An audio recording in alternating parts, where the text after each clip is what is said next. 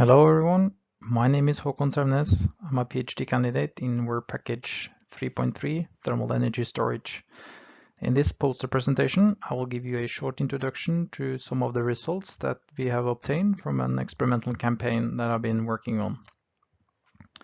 We have developed a cold thermal energy storage unit, or a CTS unit, for CO2 refrigeration that we want to work as a peak shaving device in an industrial refrigeration system. The heat exchanger itself is inside a container, and it's based on pillow plates. These plates has flow channels for CO2 on the inside. We are using water as the storage material.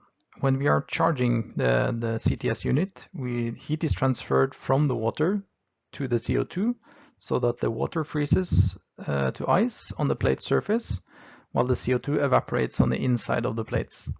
When we discharge the unit, we reverse this process. Heat is then transferred from the CO2 to the ice. The ice will then melt to water close to the plate surface, and the CO2 will condense inside the plates. In this experimental campaign, we have mainly focused to characterize the unit based on pressure drop, charging time, and discharging duty. Regarding the pressure drop, we have found that the pressure drop increases with mass flow rate, which is expected, and there is quite a bit of dependency on the evaporation temperature as well.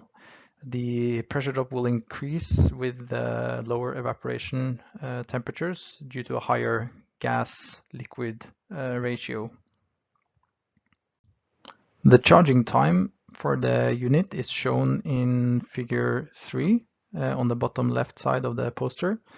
We found that the charging time is strongly dependent on the evaporation temperature of the CO2.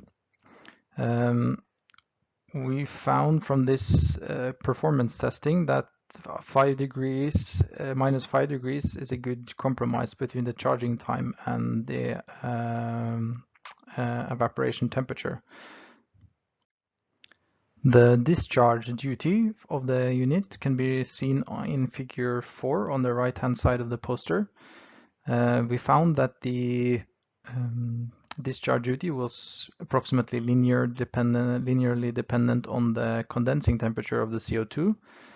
The maximum duty that we were able to demonstrate was 15.6 kilowatts for the first 40 minutes of the discharging cycle. The discharging duty decreases quite a bit throughout the cycle, and we have indicated on the figure both the average duty for the first 40 minutes and the average duty for the whole discharging cycle in the same figure.